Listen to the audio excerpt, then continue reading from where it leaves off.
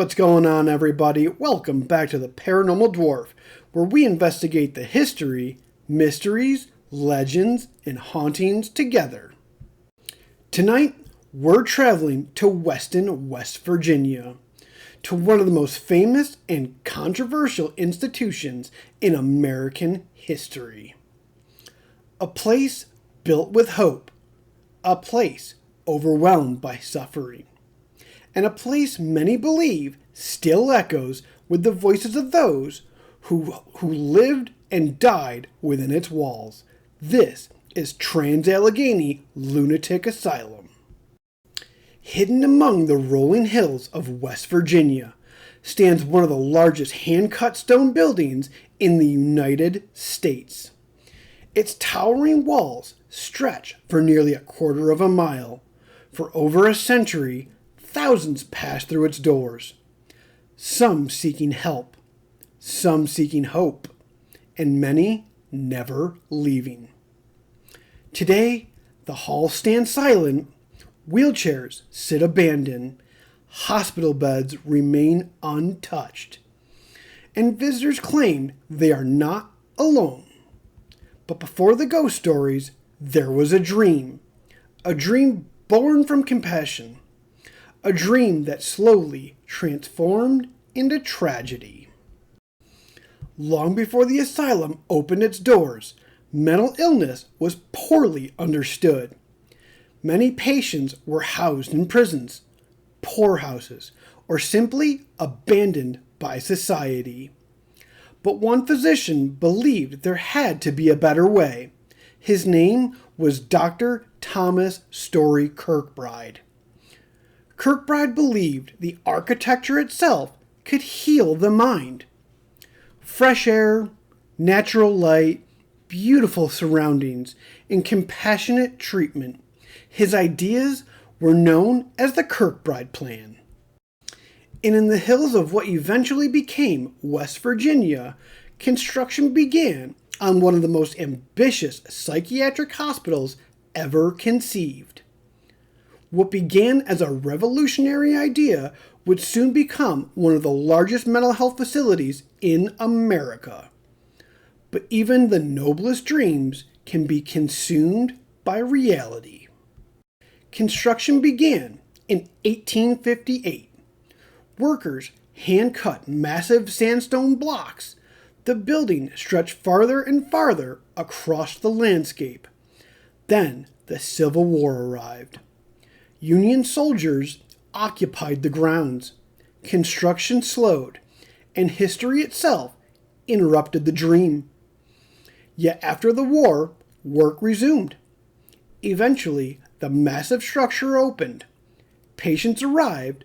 Doctors and nurses settled in. And for a time, the hospital represented hope. The grounds were beautiful. Patients worked the farms.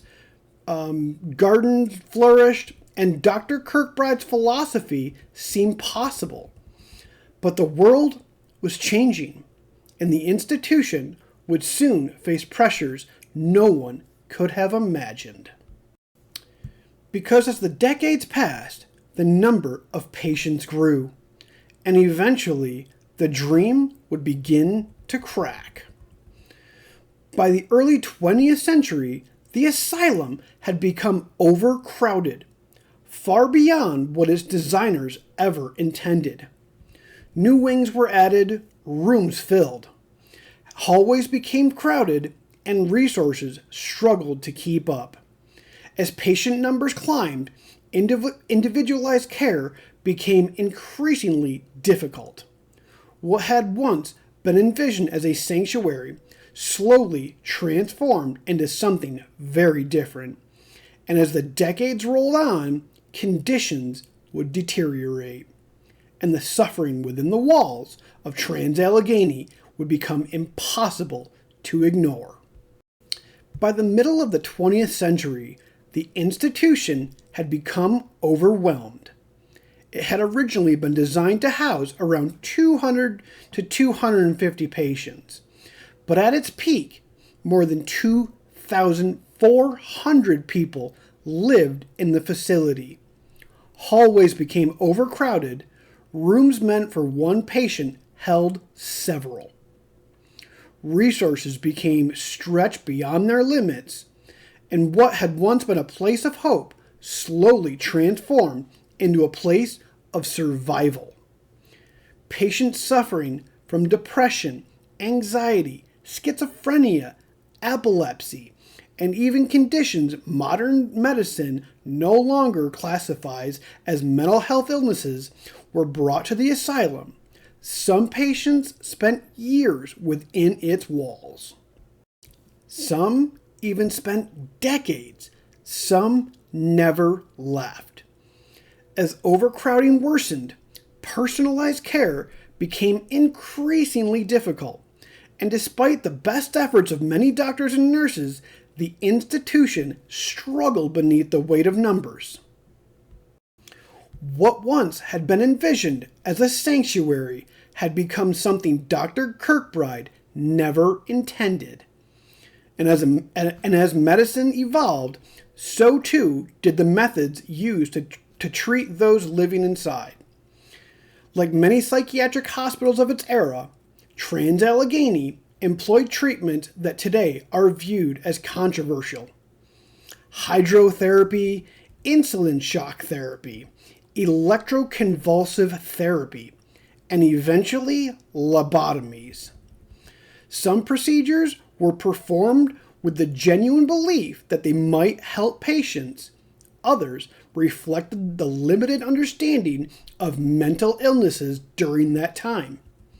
Records show thousands of lives passed through the institution and countless stories unfolded within its walls. Some patients improved, others declined. Many became forgotten. Families stopped visiting. Names faded. And for some residents, Trans Allegheny became the only home they'd ever known. By the 1950s and 60s, public attitude towards mental health began changing.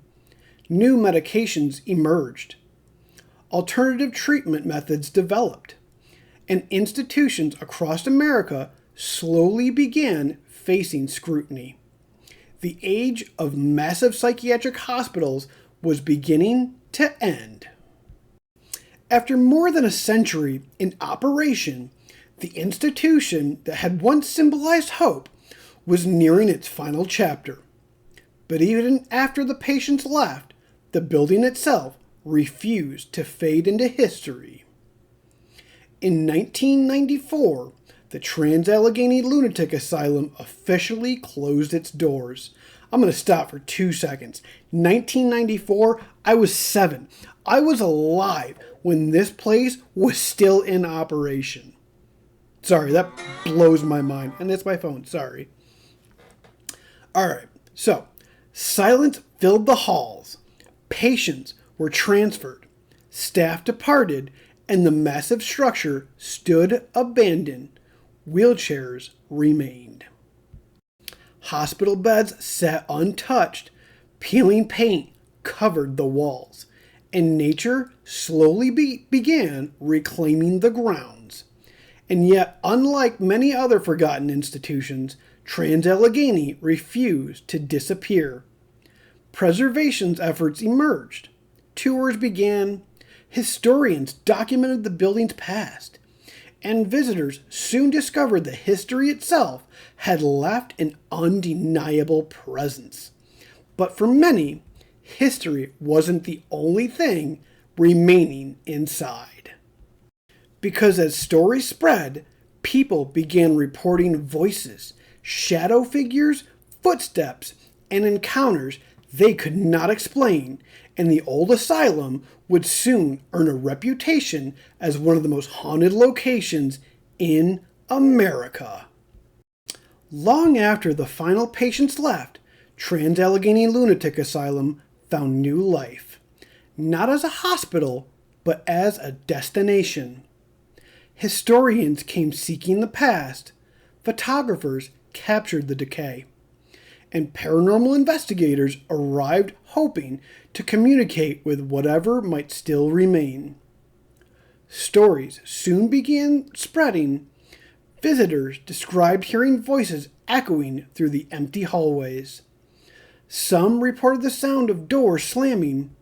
Others claimed to hear laughter, footsteps, whispers, and cries coming from the rooms that once stood empty. Shadow figures were frequently reported. Strange noises echoed throughout the wards.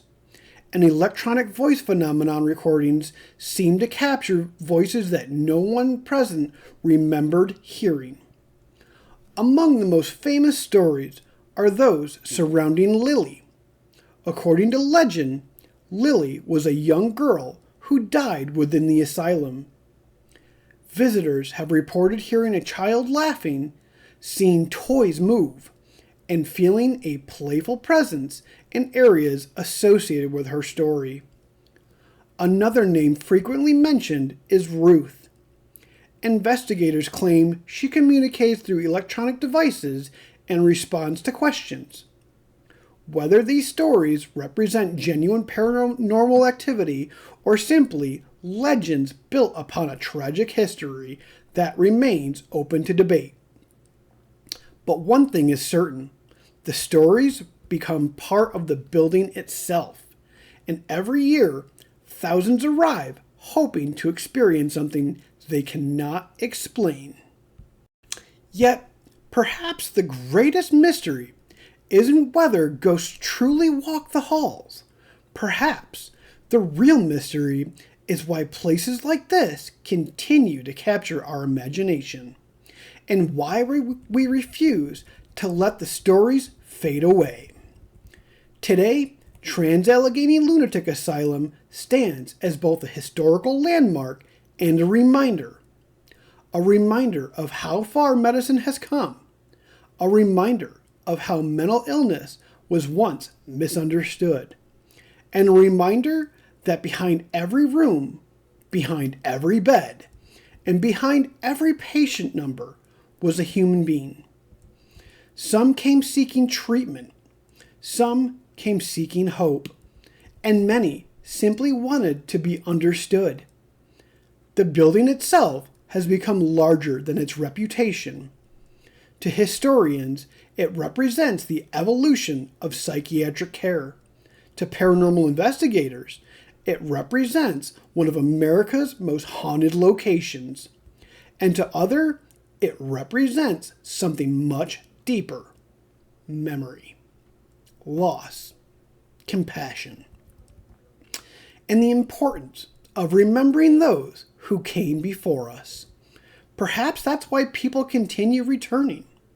Not because they expect to find ghosts, not because the history itself still leaves echoes, and sometimes those echoes are enough. Thank you for joining me on this investigation, and until next time, keep exploring the history, uncovering the mystery, and following the legends wherever they may lead.